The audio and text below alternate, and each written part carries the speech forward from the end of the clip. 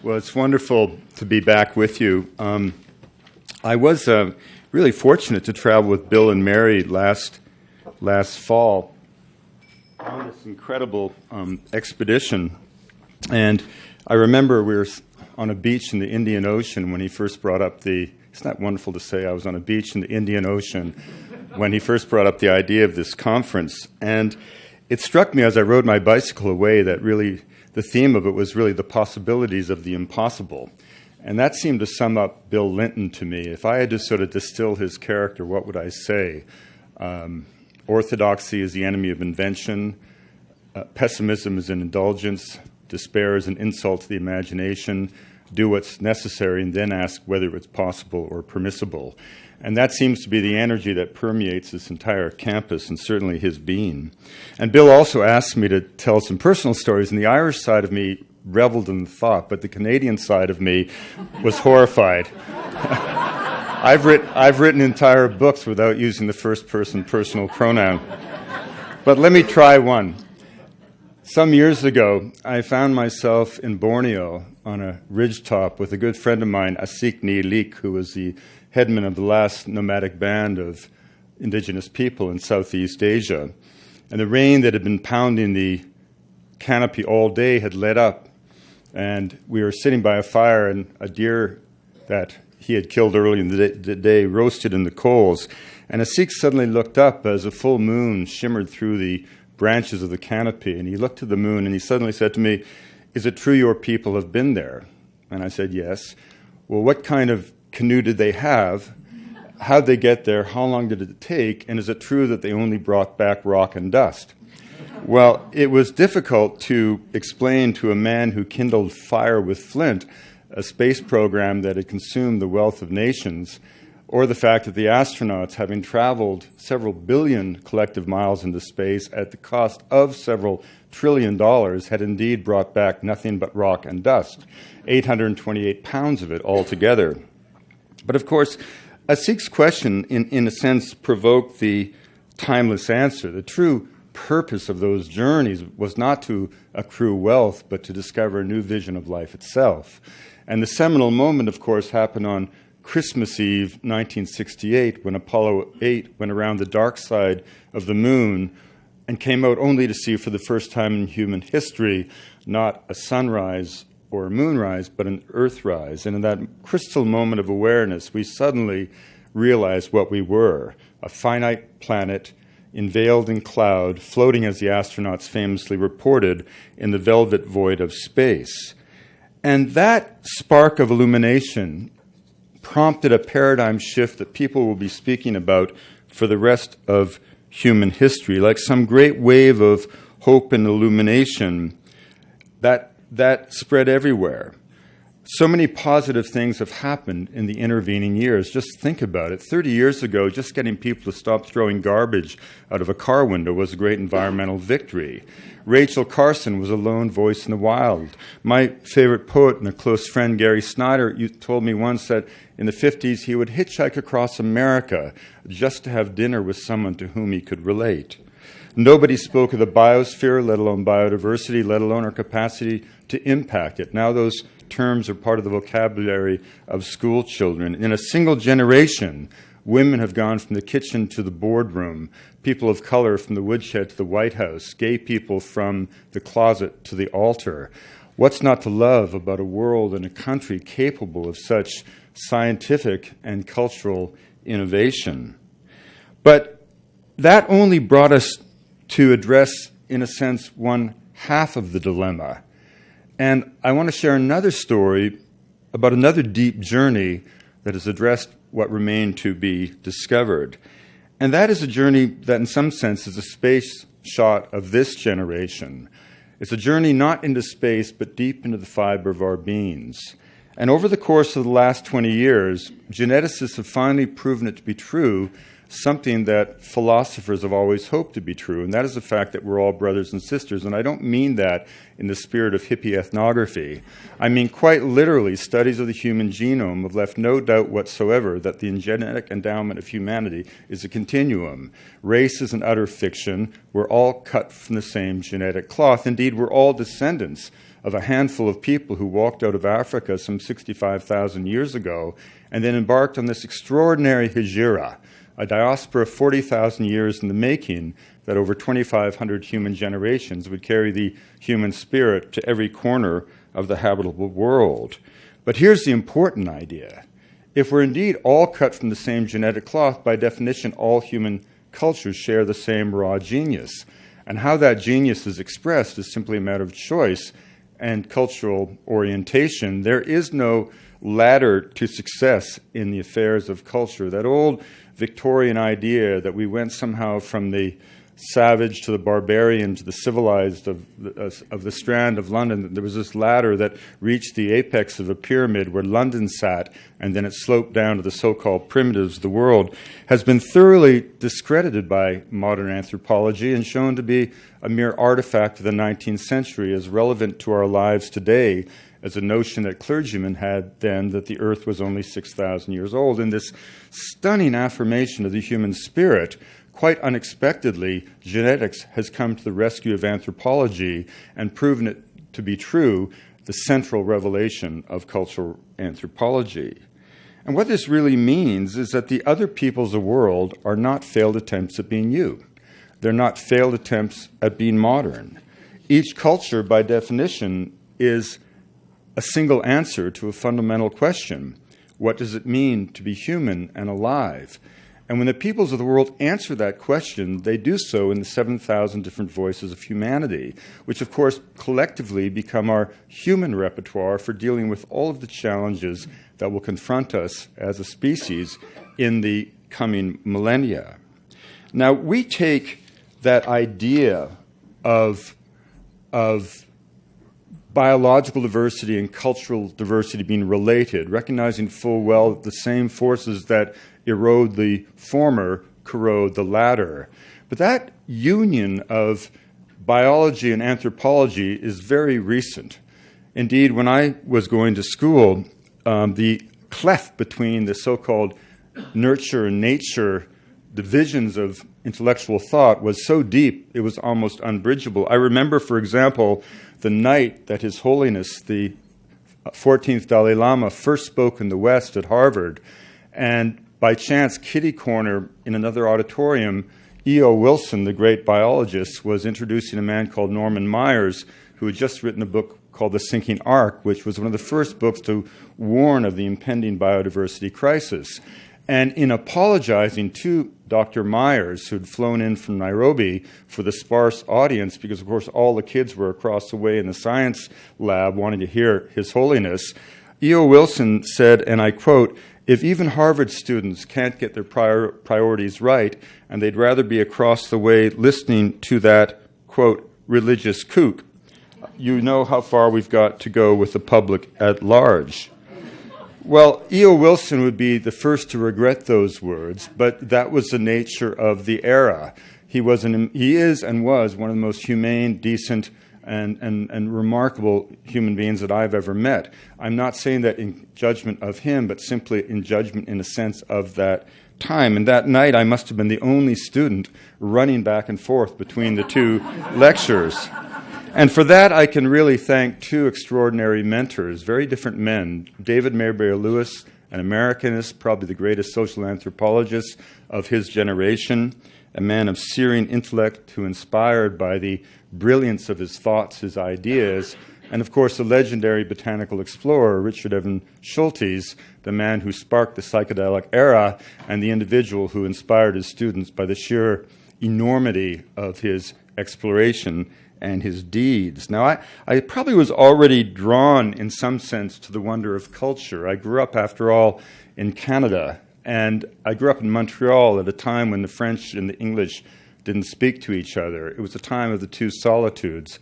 And I remember as a little boy of 11 going to a corner store. There was literally a road that divided the English from the French. And at the age of even 5 and 6, I'd sit on the corner of that road, peering across it, curious at the idea that right across that road was another religion, another language, another way of being. And I was haunted by this subtle prohibition from my own culture against crossing it. And of course, Fortunately, I had a wild older sister who shattered that barrier by falling in love with a Quebecois boy. In the wake of her scandal, I slipped through into the village. A year or so later, at the age of 11, dressed in gray flannel, I joined the commuters on a train to go into Montreal to the first of a series of respectable private schools that taught me too much of what I didn't want to know and just enough of what I did, and that was to get away as fast as possible. And a first break came in the summer of 1968 when a teacher took 7 of us to Columbia, and I was very fortunate because the other lads were billeted with wealthy families in the city, and I was billeted in the mountains with a more modest family. They were 16, I was 14. Many of them felt terribly homesick. I, by contrast, felt that I had finally found home. And how these lives are forged is always based in some kind of magical serendipity. I have a very modest family. I used to fight forest fires. At the age of 15, one of our camps was just full of these American draft dodgers, and we were so respectful, and they were so irreverent. They had a charisma irresistible. And one of them had the Life magazine with the Harvard student strike of 1969 on the cover in a kind of raw, atavistic way. I thought, that must be where you go to become cool like these Americans. So having no idea where the university was, I applied, got in, and I ended up in Logan Airport alone with my trunk and had no idea where the university was. So I saw an African-American with a Harvard T-shirt. I thought, he's got to know. He didn't know either. And my mother had made a mistake and sent me down 2 weeks early. So I ended up having to drag my trunk with a penny in my pocket through the streets of Cambridge until I found a church. And the clergy let me in. But he was a prominent war resister, and his basement was full of weathermen about to escape to Canada. So that was my... And then I had to decide what to study, and the deadline was the next day. And by complete chance, I had come through the Peabody Museum of Anthropology, of Ethnology, and with my mind still whirling with these dioramas of shaman in all the colors of the rainbow, I ran into a friend of mine in the street, and I said, "Stuart, what are you going to major in tomorrow?" And he said, "Anthropology." And I said, "What's that?" And he said, "Well, you read about Indians." And I said, "Like Forrest Gump, that'll do." And I signed on to a student of anthropology, having no idea what awaited me in the office of the legendary David Mayberry Lewis. David was a man of serene intelligence, but with a deeply humane spirit. In a very romantic sense, he had gone into central Brazil in the early 50s to try to solve the so-called Shea anomaly. What this was at a time when people still thought that cultures were sort of set stage pieces on an imagined evolutionary development to civilization. There was this odd situation where you had a handful of cultures, the Kayapo, the Chavanti, the Xanenti, who were both materially very simple in their adaptation, but their belief systems and their kinship organization were Byzantine in their sophistication. Hence the notion of the Shea anomaly. How could a people so clearly intelligent have such a simple technology? And Levi-Strauss had studied the Bororo, and he had come up with this very elegant idea of dualistic societies whereby every element of perception was in some sense seen as a form of dichotomy, the raw and the cooked, the sun and the moon, light and darkness. And he constructed this idea that these societies, in their simple adaptations, found comfort in elaborate structural systems that in themselves became protective walls. In the same sense, for example, that we use technology, machinery, cities to insulate ourselves from the vicissitudes of nature, his idea that these elaborate belief systems could serve the same function in a society that on the face of it was naked to the natural world. And he described the Bororo, and it was so perfect that it almost seemed like an anthropological fable. And David dropped into the Chavanti to test that model. Now, from the air, it all looked good. After all, you could see the men's circle in the middle, the periphery where the women and the children lived, the forest beyond that. But as he got to know the culture, he was bewildered because they didn't have simply two patrilineal groups engaged in cross-cousin marriage. There were actually 3 patrilineages, and those patrilineages were cross-cut by age sets, so that you had 8 age sets, so 1, 3, 5, and 7 would go up against 2, 4, 6, and 8 in these fantastic log races where the two sides would divide and carry these massive logs across the savannah. Well, he was a great athlete at Cambridge, and he was telling me this story in his office during his tutorial. And his first time he carried this log, he was a little perplexed. After all, they didn't seem to care if the logs were the same size. One side would sort of get ahead and then stop, and then, And eventually, his side came across the finishing line ahead of everybody. And he expected them to be thrilled, but they were crestfallen. The next race, the same thing happened, but the other half of the society, the other age class set, came across way in advance, and they were equally crushed. He was completely perplexed until one day he was in a race and both sides crossed the finishing line at the same moment. And everybody erupted in joy because the whole point of the race was not to win. It was to arrive as a tie so that that dichotomy would come together in harmony. And David realized that Levi-Strauss was right, but that mechanism went far deeper into the culture than anyone could ever have imagined. And I remember as he explained this to me, a lot of what he talked to me about kinship was beyond me, but somehow the log races I could understand. And at one point he said, what would happen if there was never a tie? And somehow at the age of 19 I blurted out, the society would atrophy. And he erupted in joy. And I realized that in some kind of magical way I had finally understood something of anthropology, because I realized not only were the Shavante profoundly different, but those differences held the key to their cultural survival. Well, Richard Evans Schultes was a very different kind of character. I knocked on his door at the age of 19, got as far as saying, I'm from British Columbia, I've saved up money in a logging camp. He loved two things in life, the country Columbia and the word British. He was such an Anglophile that one of his colleagues said the only way for Schultes to go native would be to go to London. He was wildly conservative, but he didn't vote for the Republican Party. He professed not to believe in the American Revolution. He always voted for Her Majesty, Queen Elizabeth II. I simply said to him, I've saved up money in a logging camp. I want to go to the Amazon like you did and collect plants. At the time, I knew nothing about biology, had never taken a course, nothing of the Amazon. And a man for whom mountains had been named in South America, a man who had slipped away into the Northwest Amazon in 1941 to stay 12 uninterrupted years, traveling down unknown rivers, living among unknown peoples, a man that Prince Philip had called the father of the Amazon, simply looked across a mound of specimens and he said, well, son, when do you want to go? And 2 weeks later, I was in the Amazon where I would stay for 15 months, guided from a distance by this legendary figure. But just before returning, going to the Amazon to placate my mother, I dropped by his office to pick up a few pointers, and he had 3 vital pieces of advice. He said, don't bother with leather boots because all the snakes bite at the neck. And then he said, don't forget to bring a pith helmet because he had never lost his bifocals. And his third and most intriguing piece of advice was not to come back from South America without trying ayahuasca, the vision vine, the vine of the soul. Now, this third suggestion certainly rang a bell with me. I had been experimenting with psychedelics for some time. You know, one of the funny things is that I find it interesting how when we look at the recipe of social change over the last 40 years, the one ingredient that is consistently expunged from the record is the fact that millions of us lay prostrate before the gates of awe on some psychotropic substance. I say not only did I take them, I love taking them. I wouldn't write the way I write. I wouldn't think the way I think. I wouldn't understand the revelations of cultural anthropology as I do had I not taken psychedelics.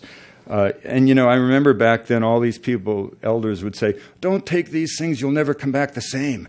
Well, that was the whole fucking point. You know. And so when Schultes gave me that advice, I was absolutely on. And, of course, when I ran into Tim Plowman some months later, Tim and I found some strange plant in Bolivia and took a heroic dose of it. And I almost sent a wire to Professor Schultes saying, sir, I've got it. We're all ambulatory plants. But fortunately, Tim kept that telegram from going out. But really, thanks to Schultes, my eyes were open to a world of wonder because the very first tribal society I went to at his behest with Timothy Plowman as we studied coca were the Elder Brothers. descendants of the ancient Tirona civilization, who in the wake of the conquest retreated to an isolated volcanic massif, becoming in time 3 different indigenous groups. Here you see 3 powerful shaman, Ramon Gil, Wiwa, and Don Camino, and Arawako, and also a Kogi shaman, related by spirit, speaking mutually unintelligible languages, but all descendants of the Great Mother. And in this world of the Sierra, they created an entire universe of thought. They believe literally that their prayers maintain the cosmic balance. The training for the priesthood, and they remain ruled in a blood-stained continent by a ritual priesthood, and the training is rather astonishing. The young acolytes were said to be taken away from their families at the age of 2 and 3, sequestered in a shadowy world of darkness for 18 years, 2 9-year periods deliberately chosen to mimic the 9 months of gestation in their mother's womb. Now they're metaphorically in the womb of the Great Mother. And for all that time, they don't see a sunrise, they don't see a horizon. They're just taught how beautiful the world is, and it's their obligation to protect it. And after that incredible ordeal, they're taken out before dawn at the beginning of a pilgrimage to the heart of the world. And the priest who has trained them essentially says, you see, it's that beautiful. And their metaphor is the loom. They say, upon this loom I weave my life. When they pray, they spin their thoughts. As they move up and down the slopes of their mountain homeland, exploiting various ecological niches, they describe those movements as threads, such that over the course of a lifetime, a human being weaves a cloak over the body of Saranqua. Now, I had had a fleeting encounter in the 70s on 2 expeditions with the Arawakos, but a magical thing happened just a few years ago. These are the men that I lived with in 1976, Eugenio and Adalberto Villafaña. But Adalberto was murdered by the paramilitaries, and some years later, this man walked into my office at the National Geographic.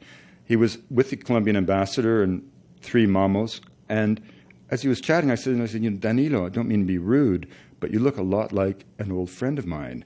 And it turns out that Adalberto was his father. And I said, you may not remember, but when you were an infant, I carried you on my back up and down the mountains of your homeland. And based on that marvelous connection after 30 years, Danilo actually invited us to come back and film one of those initiatory journeys to the heart of the world.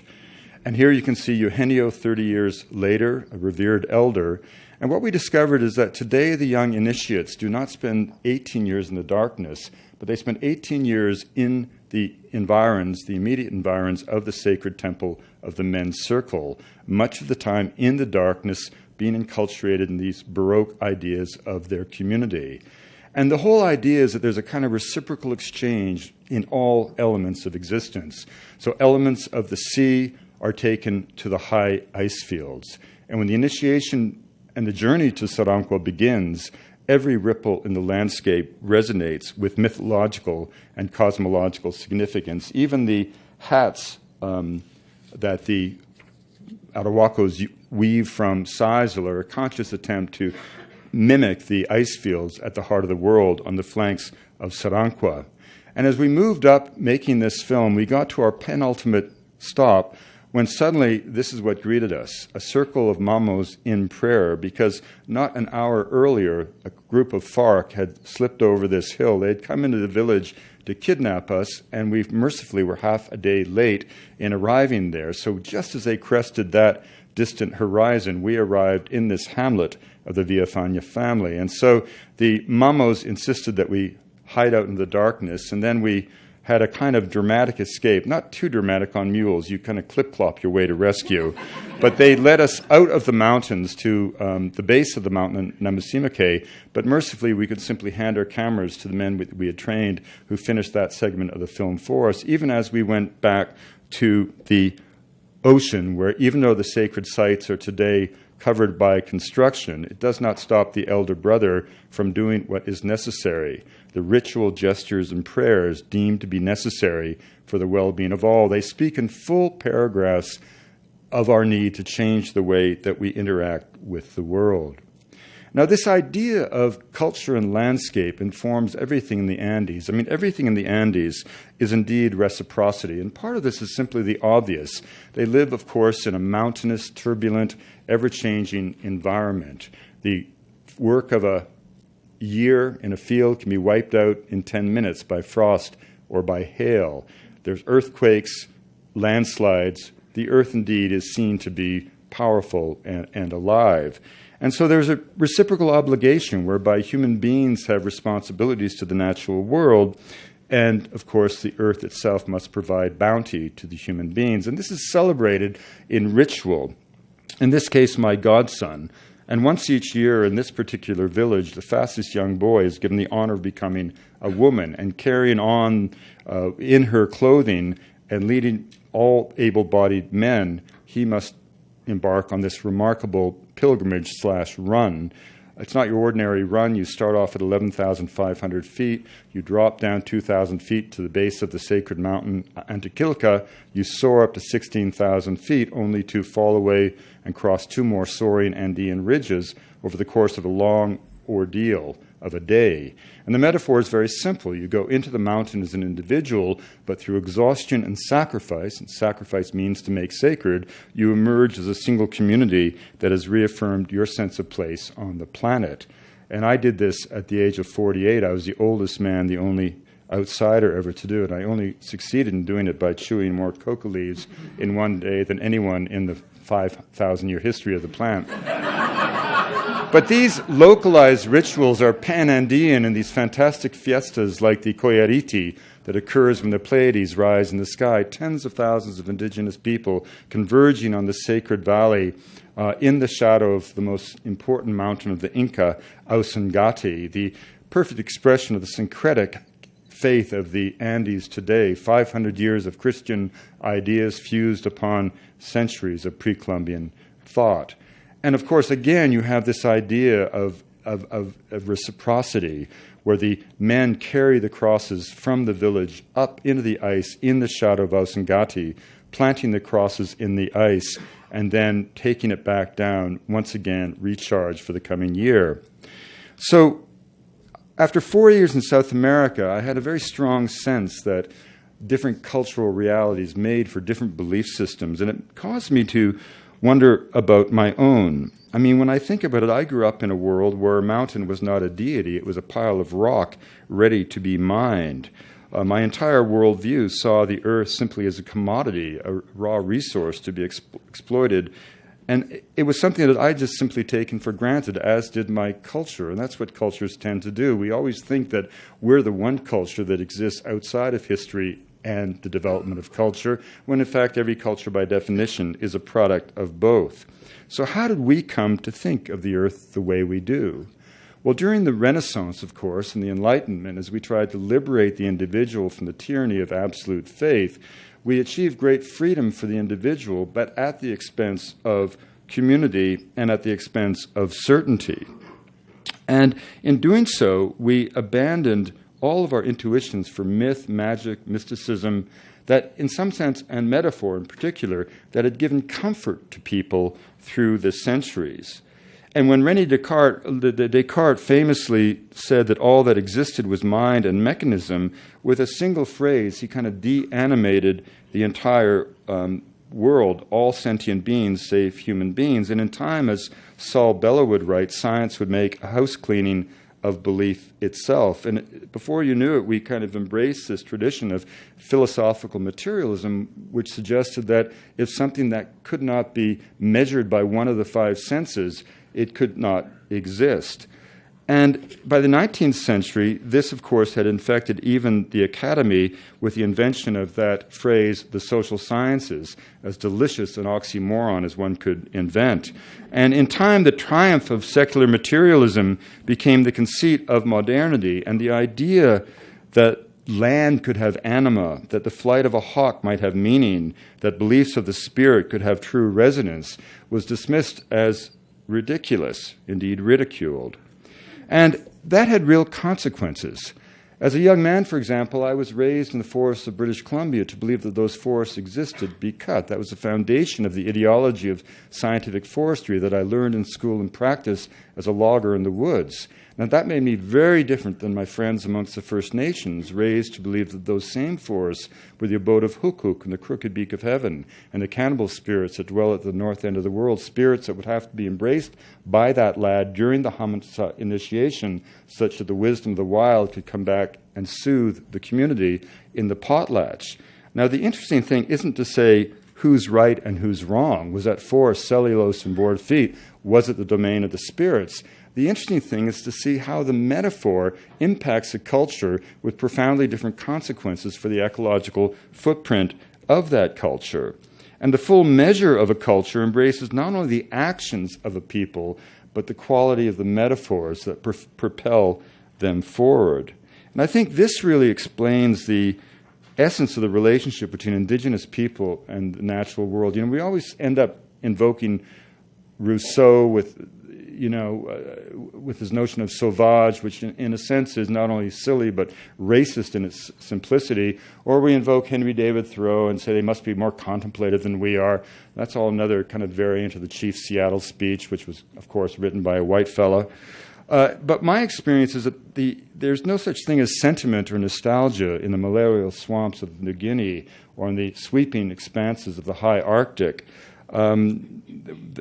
Nostalgia is not a trait associated with the Inuit.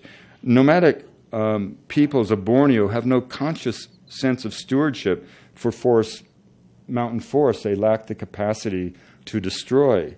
But what these cultures have done is something very different. Forged through time and ritual a traditional mystique of the earth that is not based on the idea of being close to it, but on a far more subtle intuition, and that is the idea that the earth itself only exists because it is filtered through the human imagination. It's not a conscious sense of attachment to the land, it's rather an idea that the land itself requires the people. And mountains, forests, and rivers are not perceived by the people as mere stage props on a stage where the human drama unfolds. For these societies, the land is alive, a dynamic force that is embraced and transformed by the human imagination. So that's sort of what I came away from South America with. But I've always lived by the adage of Picasso that if it works, it's obsolete. And in the middle of my studies, Schultes summoned me to the fourth floor Erie in his Botanical Museum, asking me very casually whether I was interested in going to the Caribbean island nation of Haiti, infiltrating the secret societies and securing the formula of a drug used to make zombies. Well, naturally, I said yes. But the first thing, of course, I had to embrace is that everything I've been taught about voodoo was wrong. Voodoo is simply a fond word from Dahomey that means spirit or God. Were I to ask you to name the great religions of the world, what would you say? Christianity, Islam, Judaism, Buddhism, Hinduism. What continents left out? Sub-Saharan Africa, the tacit assumption being that these people had no religious ideas. Well, of course they did. And all voodoo is a distillation of very profound religious ideas that came over during the tragic diaspora of the slavery era and became sown in the fertile soil of the New World. And like all religions, it attempts to understand the inexorable separation that death implies. In voodoo, the spirit of the living dissociates at the time of death, goes beneath the great water, and is ritualistically reclaimed in a vessel. That vessel in time becomes part of the ancestral pool of energy out of which emerge the archetypes, the 401 spirits of the voodoo pantheon. But in this quintessentially democratic faith, even the dead must be made to serve the living. To serve the living, they must become manifest. To become manifest, they must respond to the rhythm of the drums, to come back to earth, to momentarily displace the soul of the living. So for that brief shining moment, human and God become one and the same. That's what spirit possession is. The Haitians used to say to me, you white people go to church and speak about God. We dance in the temple and become God. And taken by the Spirit, you are the God. And that's why you see these theatrical gestures. Voodoo acolytes in this photograph in a state of trance, handling burning embers with impunity. A rather astonishing example of the mind's ability to affect the body that bears it when catalyzed in a state of extreme excitation. I must say that within 24 hours of arriving in Haiti and the African reality, something was made available to me that had eluded me in 4 years in South America, and that was truly a window wide open to the mystic. And of course, Haitians are drawn to places of great natural beauty in the same spirit that we're drawn to a cathedral. We don't go there to worship the building. We go there to be in the presence of God. Now, I was sent to Haiti to investigate this curious case of a Haitian zombie, Clarice Narcisse, who had been pronounced dead and then turned up in the realm of the living. And because the scientific team didn't believe in magic, there had to be a material explanation. And that led me to Lamarck Douillon, the head of the Psychiatric Institute, and an investigation of this reputed poison, a poison the existence of which had been accepted with such assurance by the Haitian government that it was specifically mentioned in the penal code of the country. So I began with this man that had been described to me as the incarnation of evil, Marcel Pierre. We made the poison and the antidote in a way that I thought was rather trivial. Instead of not paying him what I promised, I paid him 5 times what I had promised and said over my shoulder as I left that I was going to try it on an enemy I had in the capital. I'd get back to him, and then I stormed back in 3 weeks later, threatening him physically, saying I had nearly gotten killed, his poison was garbage, you know, what? And then he suddenly went in, and he also had a whorehouse, so all these Dominican women came out, and then he put a vial of poison on the table, and all the women started chanting, "Bueh, bueh, bueh, drink, drink, drink." And he had said, if you don't think I know how to make poison, drink this, you'll never walk out of here alive. And I said, Marcel, it's not that you don't know how to make poison. I'm just saying what you made me is crap. And you've got a choice. You can send me away, or you can give me the real thing and have the chance of making thousands of dollars from us. So you think about that. We'll be back in the morning. Went back in the morning, and the proper ingredients were hanging on the clothesline. And the critical ingredient was a marine fish that had in its viscera and vectored through it a very powerful neurotoxin called tetrodotoxin, 160,000 times stronger than cocaine as an anesthetic. A lethal dose would bounce on the head of the pin. But the critical thing is we weren't looking for a drug that could make a zombie. No drug can make a social phenomena. We were looking for something that could make someone appear to be dead so profoundly that it could fool a Western-trained physician, which had indeed happened at the Schweitzer Hospital in the case of Clarice Narcisse. And of course, you all know that the fugu fish of Japanese culinary delight contains tetrodotoxin. And so as a result of that, there was an extensive biomedical literature showing exactly what happened to those who succumbed to this toxin. In Japan, people had been nailed into their coffins by mistake. In Hokkaido, by folk custom, if you succumb to the fish, you're laid out by your grave for 3 days to make sure you're really dead. This was quite a remarkable breakthrough because it showed that without doubt, the sorcerers in Haiti had found a natural product in their environment that contained a drug, at least at certain points of the year, that not only could make someone appear to be dead, but had done so many times in the past. And that took the entire investigation from the realm of the phantasmagoric into the realm of the possible. And then you had to ask the question, what is a zombie and who's controlling this? And eventually that took me on the last phase of the project, whereby I became initiated in the Bizango Champuel, the secret society of Haiti, which is the most powerful arbiter of social and political life in the country. And to give you an idea of what the reputation of the Bizango was, when I applied to the NSF for a doctoral dissertation improvement grant, I got the grant, but one of the anonymous academic reviewers wrote on the grant, Davis must be told if he tries to do this, he'll be killed. And it was a somewhat dicey thing given its reputation, but I didn't think I was in any kind of danger. I went through the initiation, and to make a long story short, I concluded that zombification was a form of social sanction with great African precedents invoked by the secret society against those who had transgressed the values of that community, in some sense analogous with capital punishment. And just to give you one anecdote, because Bill wanted a few stories, Marcel came to see me one day, and he had been, his wife was dying of uterine cancer. It was a very sad scene, and as I dropped him back up at the crossroads to get a tap-tap back up to his community, I got a flat tire. I was dressed like a tourist. I said to these guys fixing the tire, fix my tire. Then I said, Pagin Koba, I've got no money. Then they started to grab my arm and hassle me, and I was in such a foul mood, I took his hand and I gave him the secret society handshake. And then he said, Qui qualité blanc soyo? What kind of white are you? And then we had a big laugh about it. He said, oh, nous gagne gros bagaille ce soir. We got a big thing happening tonight. And I came back that night. There was a secret society temple right below that crossroads, and I arrived just in time for the end of the voodoo ceremony, which is a standard voodoo ceremony. But at night, at midnight, you hear the conch trumpet blow, whip cracked, symbols of the revolution, and there's a call, soldiers of the night change skins, and everybody slips into the sanctuary and emerges transformed in the black and red robes of the anonymous figures of the secret society. And at that point, 5 men came and dragged me across the peristyle and flung me into the darkness, and I stumbled over in the dust and came around with a whole panel of stern-looking faces in front of me. These were the emperors of the society, there to figure out how I knew what I knew, which was on the one hand too much and too little. It was a very awkward moment. I had to do something. Fortunately, there's always a candle burning on a human skull beneath the potomiton, and always a bottle of raw liquor used as a libation. So I took the liquor, poured it all over myself, lit myself on fire, and offered the handshake again. It was great theater. They started laughing. The ice was broken. And after that, I couldn't go by that crossroads without them flagging me out. Watch, you can't grow back ice this well.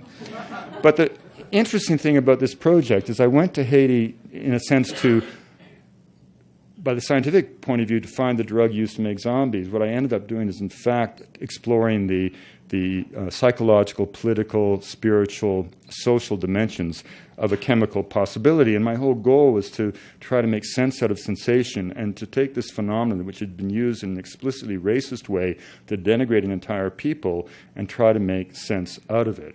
Well, the reaction was extraordinary, and Hollywood movies and massive scientific attacks from certain people that will remain nameless, they rest in peace. And my greatest advice I ever got was from a mentor at Brandeis, who was in the middle of this to do with Doonesbury doing a 3-week parody of my book, and Miami Vice and horror films. I mean, it was insane. He just said, "Wade, do you want to be a zombieologist?" And I said, "No, Uncle Charlie." Well, Hemingway said that if you sell a book to Hollywood, you start off in Arizona, get to the California state line, throw your book over and go back to Tucson and have a drink. I didn't do that. I disappeared into the forests of Borneo. I always wanted to live in a place wet with the innocence of birth. But what did I learn from that Haitian experience? One is that, of course, cultural beliefs really do make for different realities. And secondly, and more importantly, academic orthodoxies can be both tenacious and wrong. And let me explain with a couple of examples. The Amazon, of course, provokes cliché even as it invites hyperbole. Joseph Conrad called it less a forest than a primeval mob, a remnant of an ancient era when vegetation rioted and consumed the world. And by the time I became a student of conservation biology in the 1970s, the word jungle had gone out of fashion, and the forest was seen as a kind of castle of immense biological sophistication built on a foundation of sand, a place that could endure our ways for only so long. Well, this idea really came out of a famous book of forest ecology by a man called Richards in 1952, who attempted to distinguish temperate from tropical rainforests. And it is true that in a tropical rainforest, with the high rates of decomposition, high rates of temperature and humidity, leaf litter decays literally as it touches the forest ground. So the living wealth of the forest is the living vegetation, as opposed to in a temperate forest where, with the periodicity of the winter, the soil itself becomes your repository. But that idea, when applied to a landmass 7 times the size of Ontario, was in fact as much a slogan as it was science. But the idea of the Amazon being fragile held for 2 real reasons. First, to promote an environmental agenda of those concerned about deforestation with the advance of the Brazilian frontier, but also because it fit our model of what it was like to live in the Amazon. By the time anthropologists arrived in numbers, the main basin of the Amazon, of course, had been thoroughly depopulated by disease, thoroughly colonized. And so they were drawn to the real Indians, and these tended to be the marginal peoples, not marginal in the sense of being primitive, but they literally lived on the margins of the basin, protected from the east by geography, from the west by the Andean Cordillera, which was not traversed until the 1940s. Now, these societies, like the Guarani, tended to be, or the Kofan or any number, tended to be small in number, marrying amongst themselves, often in open conflict with their neighbors. And this became our image of what it was like to live in the Amazon. Small populations, critically carrying capacity dependent, using this slash and burn methodology to eke out an existence. Well, this cliche was finally exposed to good measure by Bill Denovan from this university, because Bill kept thinking about slash and burn. He did an experiment to see how long it took to actually cut a forest with a stone tool like the Waorani used when I first lived with them in the late 70s. Well, it turns out to cut an acre took 153 days of 8-hour days. So every incentive would have been not slash, burn, plant, and move on, but slash, burn, plant, and stay put. And we now know that throughout the Amazon, there's a collective area of land the size of France in the upland forest of rich black soils of human origin. We also know that in the Amazon, there's evidence of great civilizations. In fact, all we have to do is turn to the journals of Aureliana in 1541, who went down the Amazon for the first time and did not find an empty place. On the contrary, the Amazon at the time of contact was home to tens of millions of people. And so we're now understanding that to use these sorts of societies as our lens to understand that civilization is as inappropriate as trying to understand the British Empire from the point of view of the Hebrides after London's been nucleated by an atomic bomb. The question really has become, is there anywhere in the Amazon where the echo of these great civilizations can still be heard? The amazing thing is there is. In the homeland of the peoples of the Anaconda, the Barasana, the Makuna, the Tanimukos. Now, when I lived with the Barasana in the 70s, the culture was literally on the brink of dissolution. And then an amazing thing happened. A Colombian president, Virgilio Barcos, said to a friend of mine, Martin von Hildebrand, do something for the Indians. And in 5 incredible years as head of Indian Affairs, Martin did more than something. He set aside lands collectively the size of the UK for 57 ethnicities in the northwest Amazon and encoded that in the 1991 Constitution of the country. And behind a veil of isolation created by the agonies of modern Colombia, a whole new dream of culture was reborn. And now we're beginning to really understand who these people were. For them, they all speak of a great journey of origins in the belly of the sacred serpent and the anaconda that came up the Milk River from the east and regurgitated the members of that particular transport onto a certain river basin, so that every river has a unique set of descendants from a primordial journey in the belly of the anaconda or in the sacred canoes of the anaconda. Therefore, everybody on a river who speaks that same language is related.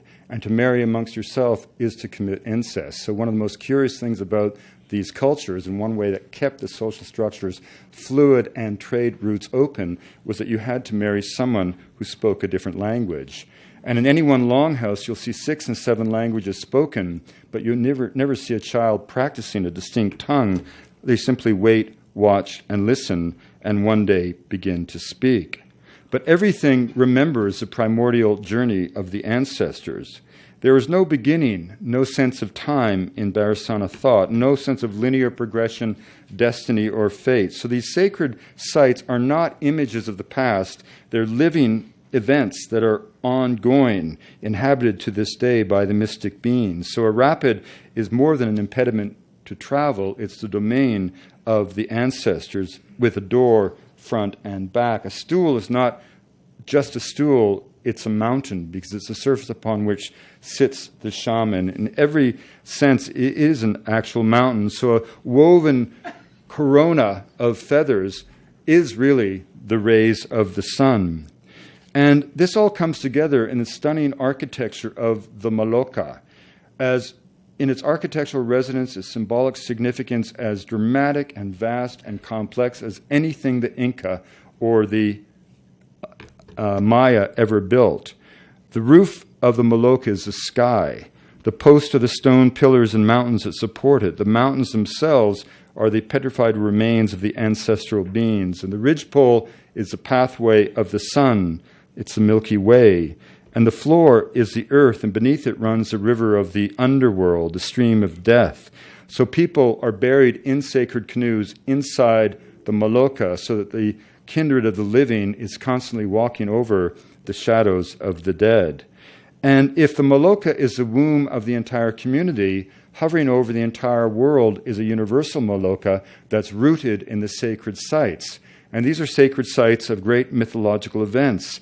such as a moment when the Iowa, the four thunders, came up to reconfigure the world, had a great battle at the site of this petroglyph, and finally conquered the evil forces of darkness to bring order to the world.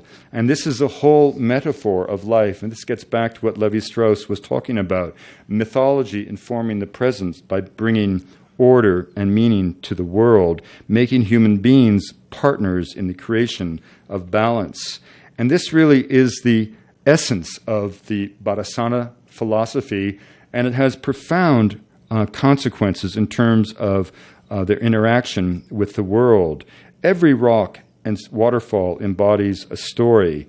Even the food that they consume is seen to be an exchange with the natural world. You don't simply go out hunting. A shaman must first travel in trance to negotiate with the masters of the animals. Everything they think about, we now understand, is in fact a complex land management plan encoded in mythology, brought into being by the Bhattacana. And what we realize then, that when you look at these people, in every way, their struggle to find meaning in the universe, their social structures, their honoring wisdom traditions, all of this, in fact, suggests the remarkable, that these really are the descendants of the great civilizations of the Amazon. So when they take Yahe and travel through space to multiple destinations, reliving the Iowa, the journey of the ancestors, they accomplish all these deeds because they actually do it. And when we say that the Bhattacana echo the ancient pre-Columbian past and point a way forward, it's because they really do. And so as we move through this ritual, we took ayahuasca for 3 days and 3 nights, in some sense becoming one with the Bhattacana and taking that journey with them. And this is just one example. If we move quickly to Polynesia, it's fascinating. When the first Europeans met the first Polynesians, it was an incredible clash of cultures at the Marquesas. The Marquesans felt that they were the last people of their civilization that had moved to the east. Anyone coming out of the east had to be of demonic origins. And there's a tremendous clash of culture because the Spanish could not understand how a people who lacked basic navigational techniques could possibly have settled that entire ocean. So they sailed forth looking for a mystic civilization, and they weren't the first people to confuse the origins of the Polynesian people. Captain Cook recognized very early that they had tremendous navigational abilities. He met a navigator, Tupeia, who could put in the sand all the islands of the inner heart of Polynesia quite accurately. When he landed in Hawaii, he was met by 3,000 native vessels. He took Tupeia on a journey of 12,000 miles, and to his astonishment, Tupeia could always remember the way back to Tahiti. Cook realized that Polynesia had been settled by a single people, but he couldn't quite bring himself to believe that these journeys were deliberate. And as early as 1803, Spanish suggested that they had been origins from South America. Then a number of people suggested they, in fact, came out of the east, but in a means of what was called accidental diffusion, the idea that fishermen went out looking for fish and captured islands. It was an absurd idea, but it had the possibility of acknowledging what clearly had happened while denying the Polynesians their greatest technical and engineering and metaphysical achievement. And all of this culminated, in a sense, with the stunning discoveries, so-called, of a man called Thor Heyerdahl, who crash-landed on the islands near New Guinea, in the Tuamotus, in August 7th, 1947, after a 101-day journey on a raft, declaring that Polynesia had in fact been settled from South America. A National Geographic hero was born, the very archetype of the modern adventurer, bronze, handsome, articulate, idealistic, but dead wrong. His argument was based on 3 strands of non-evidence. First, he maintained, as had the early Spanish, that the Polynesians could not possibly have sailed west to east because of prevailing easterlies. But that was a problem solved by Captain Cook with Tupeia. For weeks at a time, those easterlies reverse, allowing you, in fact, to follow a trough across the Central Pacific, knowing full well that if you do get lost, those winds, when they return, will take you home. His other piece of evidence was superficial comparisons of stonework on Easter Island to the work of the Inca, so superficial that no archaeologist would take it seriously. Now, his third piece of evidence was that the presence of the sweet potato in Polynesia clearly suggested some kind of contact with South America. And indeed there was. The Polynesians got there, got the plant, and took it home. Now, Heyerdahl's ideas were in fact so crazy that one scholar said that it was rather like someone suggesting that America was discovered in the last days of the Roman Empire by King Henry VIII, who brought a Ford Thunderbird to the benighted Aborigines. But nevertheless, Heyerdahl's book went on to sell 20 million copies, but its greatest achievement was twofold. It so insulted the Polynesians that it forced them to sail, even as it forced the archaeologists to dig.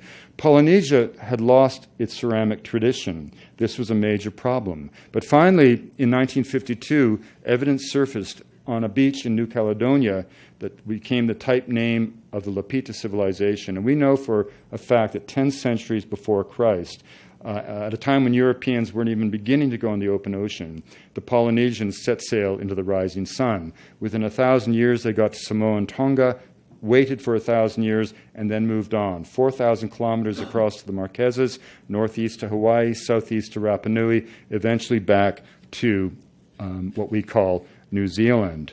How did they do this? Well, that was up to the Polynesian Voyaging Society to figure it out. And so they set sail in a sacred canoe, the Hokulea. Boys who could name 300 stars in the night sky, men who can sense the presence of distant atolls of islands beyond the visible horizon simply by watching the reverberation of waves across the hull of the vessel, men who, in the darkness of the hull of the vessel, can sense as many as 6 different sea swells moving through the canoe at any one point in time, distinguishing those that are caused by local weather disturbances from those that pulsate across the ocean and can be followed with the same ease with which a terrestrial explorer would follow a river to the sea. Indeed, if you took all the genius that allowed us to put a man on the moon and applied it to an understanding of the ocean, what you would get is Polynesia. And it was all done with dead reckoning. And dead reckoning meant you only know how you got there by remembering how you got there.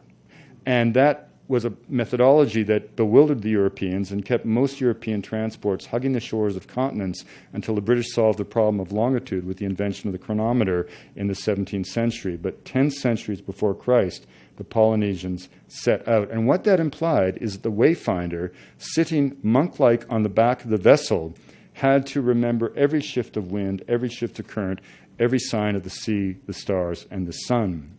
And they did it. And this sailing tradition, the greatest in the history of humanity, is a symbol of the cultural revival of the Polynesian people. And they say that as long as Hokulea sails, and Nainoa describes it as a spaceship of our ancestors, an apt term, because indeed if you took all the genius that allowed us to put a man on the moon and applied it to an understanding of the ocean, what you would get is Polynesia. So these kinds of intuitions, these ideas that are only just coming to our awareness, think about it. We didn't even know about that Amazonian richness of history until the last decade. We didn't know about these techniques of navigation. What else remains to be discovered? So when the Tibetans say to me, as they do, that you may not believe that we don't believe that you went to the moon, but you did. You may not believe that we achieve enlightenment in one lifetime, but we do. This is the essence of the Dharma, and this is why I believe the Dharma is so resonant and powerful for all of us. And I want to just close with one quick story from a journey that I took into the very heart of the Sahara from Timbuktu some years ago. We went up from this center of knowledge that at one point rivaled Damascus and Cairo and Baghdad, 1,000 miles into the heart of the Sahara to an ancient salt mine, the salt which once traded ounce for ounce with gold. The mine is called Taudeni. As we reached there, Isa Muhammad said to me, "I would not bring my wife here." And as he looked around, I asked the truck drivers there smuggling some of the salt what country they were from, and they simply said, "There are no countries here." And 2 events happened in that visit that were rather compelling. This man who had been the only one to stay out at the mine through a long, hot summer in the 800-year oral history of the mine. He had the eyes of a gazelle. His body was broken.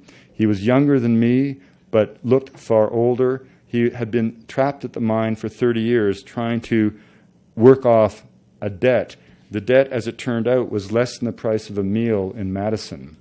And so my friend and I, Chris Rainier, we gave him that money, and he simply said, God be with you. And he owned nothing but the clothing on his back and a rusted 55-gallon drum which he kept water in. And as he said goodbye to us, a sandstorm swept across the mine, obliterated him. And to this day, we don't know if he was killed for that money, whether he secured his freedom and returned to his family with that money, or whether he was simply taking us for a ride, but it really doesn't matter.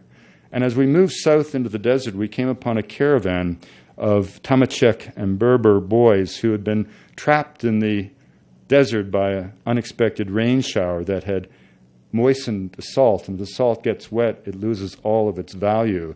So 150 miles from the nearest well, there they were with all of their family's possessions, all of their wealth, with only 1 liter of water to their name. As we came upon them, they were dispatching this young boy 25 miles across the desert to a depression in the sand where they thought that if they dug down 6 feet, they might find a pan and get some water. And yet, as we came upon them, what was the first thing they did? They kindled a twig fire and with their last liter of water brewed us tea, honoring the Bedouin tradition that you would kill the last goat that brings the last milk to your children to feed a wandering stranger who comes out of the darkness at night, because you never know when you will be that stranger coming out of the darkness at night, desperate for water. You know, without food, you can last a week in the desert. Without water, mere hours. The truck drivers have a strange expression that the wonderful thing about brake fluid is that it keeps you off the battery acid. And as Muhammad poured me a cup of tea with this last of his supply, I thought to myself, this is why we travel, and these are the moments that allow us all to hope. Thanks very much.